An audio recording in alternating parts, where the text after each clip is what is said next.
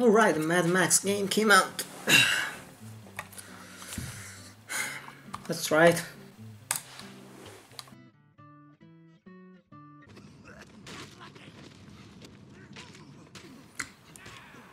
Yeah, it's fine so far.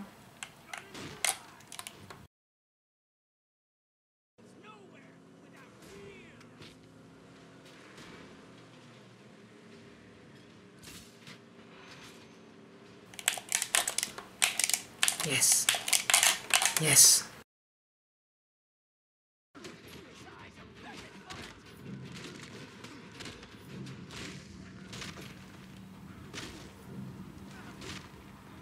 Violence.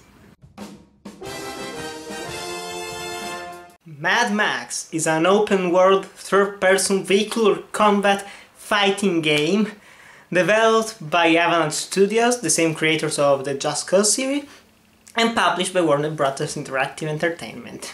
First of all, before we go on with the review, you must know that first of all, I like the original movies, especially Mad Max 2 Road Warrior, and I love Fury Road. I've already watched it 4 times, and that's quite a lot. So you must know that I'm a fan of the franchise and I really like it. So, let's start. If you like the movies and you've seen them, you pretty much know what you're getting into. You're Mad Max, you've lost everything that you know and you're just looking to find some peace, some silence. And after your car gets stolen and destroyed and you get kicked in the gut by an evil man called Scrotum, because why not? You find Chum Bucket. This is a little fellow that thinks that you're the savior, someone that has come to drive the ultimate weapon, the magnum opus, and to destroy the evil Scrotum and kick him off the land. And that's pretty much the entire story. I could go on a little bit, talk about some of the characters that you meet, but this would be a bit of a spoiler. So all you must know is that it's basically like the Mad Max movies. Mad Max doesn't really have a personality per se, he's just really angry all the time, and you go around, you meet different characters, usually with personalities of their own, usually very funny or very dramatic, and Chum Bucket. Chum Bucket is a great video game character, one of my favorite video game characters of the year. He's really funny, he's really useful in the gameplay department, he's voiced perfectly. It's an overall interesting story if you like the movies. If you're someone that's looking for something more straightforward, you wouldn't really enjoy this story, because most of it is told from a visual standpoint. There isn't someone that says, look around here, this is what happened in the year 2018 or whatever. No, you just go around and you find a destroyed bridge. You're driving in this big almost cage and you actually find out that that's a shipyard.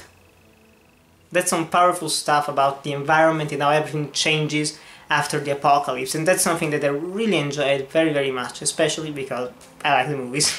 First of all, I played the game on PC and it performed extremely well, always over 50 FPS when I wasn't recording with Fraps or Bandicam.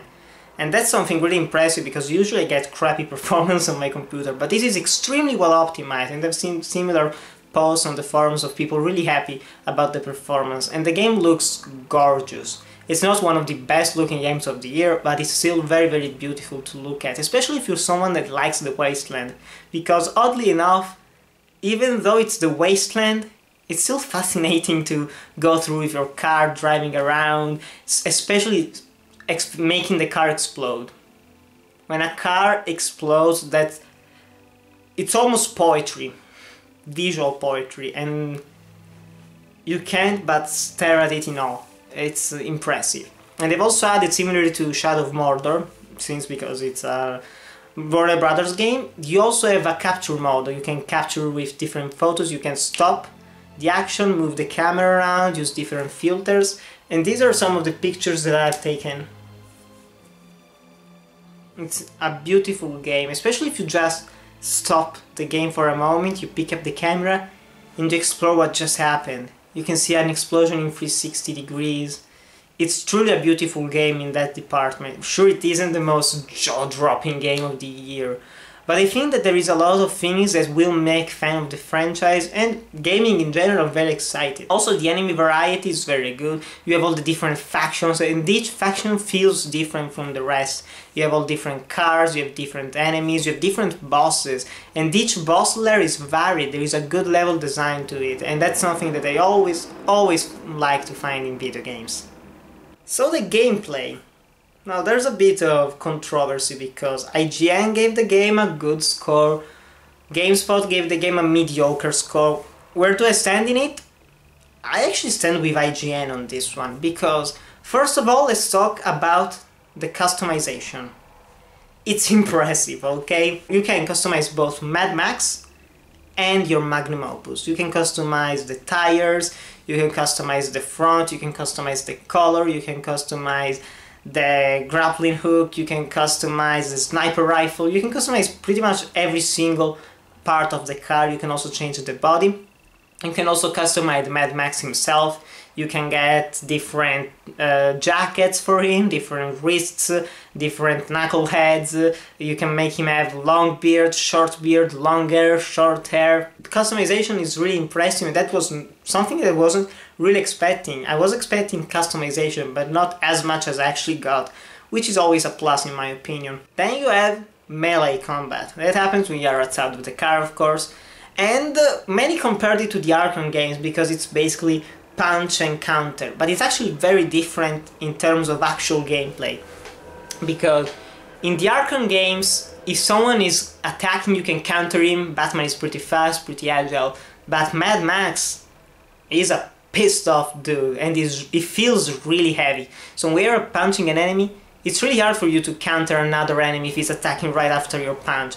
So you will get hit multiple times, but it actually feels stronger. Every time you punch someone, it goes down in around 8 or 9 hits, and you feel powerful. While in the Batman games you feel more agile and you feel like Batman, of course. In this one you feel like one of the most pissed off, powerful dudes on the earth. Even from the animations, he just goes there, punches, kicks. You also unlock the Fury mode that makes him even more angry. He goes more brutal with enemies. You also have sheaves that you can use for instant kills when enemies are stunned. And you also have the shotgun. There aren't that many ammos, but what I really did like about the shotgun is that it's basically a one-hit kill, because if you're surrounded by enemies, you're low on health that you can actually get from drinking water. And that's what I really enjoyed about the game. I wasn't really expecting much from the melee combat, but it's actually very, very deep. Then we have the vehicle combat.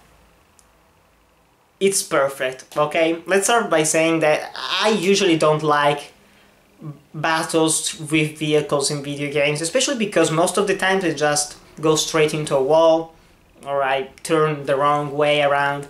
But since this is a wasteland, it works very well, because if you're just taking a wrong turn, not a problem, you just make a big circle and you go back in. And no one can say anything about it, because that's the point. It's the wasteland, it's supposed to be big. And also you have slow motion every time you aim your gun, which is perfect. I've seen a couple of guys saying on the Steam forums, well, you should be able to disable it. If you actually disable it, you won't aim for shit, okay? Trust me, you won't aim for shit, because it's really difficult to aim normally. Imagine even going faster and faster. And it's very deep also, the combat. You can run into the enemies, you can kick them from behind, you can use the grappling hook, which is similar to Just Cause, but in a different fashion. You can take out wheels from a car, you can take out some of the handles, whatever. You can take out even the driver if you're really good enough. Or otherwise you can just take the shotgun, when the fuel tank is exposed, boom, it blows up. And that's beautiful, as I've already said. I love this kind of explosions. The activities are a bit of a letdown, to be honest, because other than exploring the different big camps of enemies, where you have to go around, kill everyone until you get to the final boss, which are fun, by the way. They're really fun, very long, around 20 minutes each. After that, you can either go and destroy some scarecrows, find scrap in the wasteland, in different areas, do some side missions that usually require you to go in different camps. It's a game that gets bigger the more you play it, but in the end, the side missions are really repetitive. It's usually go somewhere, do something, come back. And it's usually the same 3 or 4 things that you do. The best part of the game is just free roaming. I've already made a video about it. I played the game for about 30 minutes and just explored. I explored the wasteland, and it's a fun exploration because while exploring you can find different places to get to. You will find some mementos, some historic relics that actually feature pictures from before the atomic bomb or whatever. It's very, very powerful from an emotional standpoint, especially the more you play the game, the more you get inside the mind of this character, because this doesn't talk all that much, but when he does, it tells what you actually think, and that's always a strong point of the game. The game is really challenging. While I didn't find as much challenge in the car combat as expected, because the areas are relatively huge and you can drive around without ever crashing into something, especially because you can just take the driver straight out from the windshield and you will defeat a car in that way. The melee combat is really hard, especially compared to the Arkham games or Shadow of Mordor. It's very, very hard. You will die multiple times. You don't have regenerating health. You actually have to find either canned foods or vermins or maggots or even water. That's usually the things you can carry around with you to get health back. Because otherwise, other than that, it's a relatively easy game. Not one of the hardest games, not one of the easiest games, but you will have a lot of challenge mainly from the boss battles and the melee combat, because otherwise it's not really a challenging game. First of all, yes, Mad Max voice actor is Australian, okay? He's not American, he's not faking the accent. That's him, okay? I heard a lot of people saying it's not an Aussie. Yes, he is Australian, okay? The other voice actors do a fantastic job, most of them at least, and they feel like straight out of the movie. They're really cheesy with their dialogue. You have Chum Bucket, which is hilarious multiple times during the game. And yeah, voice acting is pretty good in the game. However, the soundtrack is a big disappointment. I remember almost every single track from Mad Max Fury Road. It's almost a 2-hour soundtrack. Here, it's extremely forgettable. It doesn't pump you up. However, that can be fixed because the sound effects in the game do pump you up instead of the actual soundtrack. Because when you're punching enemies, you actually hear their bones shattering. You actually hear them screaming while they're falling. You actually hear the explosion that blows an entire car up. So it's a mixed bag in the sound department. Great voice acting, great sound effects, however the soundtrack is really forgettable.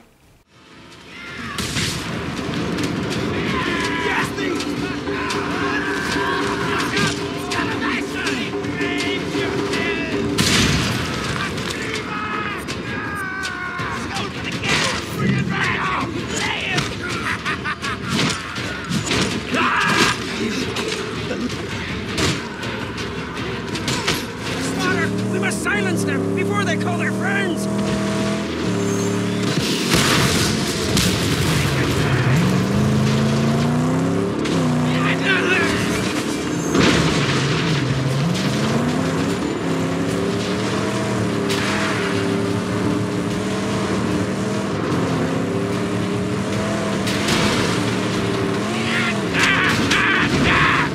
Since the game is an open world, there are multiple activities to do. I believe that you will finish the game in about 20-30 hours if you do mainly the main missions and some of the side missions. Otherwise around 60 hours to fully complete it, maybe. I think there will also be DLC for the game coming out very soon. I don't know if it's story DLC, to be honest, but we'll see what happens. Otherwise there are multiple Steam achievements, there are death races that you can take part into, there are battles, there are camps, multiple things to do, and you will spend a lot of time playing the game. Overall, Mad Max is honestly right up there, right in the top of the best movie license games in my opinion, because it captures the atmosphere, it captures the environment, it captures the main character, it captures the side characters, it captures the combat perfectly, it captures the cars, it captures a lot of things. However, the only real issue that I have with the game is the soundtrack. Because, oh damn, it's bad. It's not a good soundtrack. It's extremely forgettable. But you know what you can do? Take the soundtrack of Fury Road, buy it from iTunes, whatever, put it in while you're playing the game. That's it. That's it, baby. So, if you're fans of the movies, if you're fans of open world games, if you're a fan of action games, you will have a great time playing this game. However, I do feel that maybe you will have to wait for a sale if you're a little bit on the fence, because I think you will enjoy this game. I find it very hard for someone not to like this game, unless you're GameSpot that says that the game is mediocre and the combat is piss poor. We do have different opinions. Thanks for watching, guys, and I'll see you in the next video.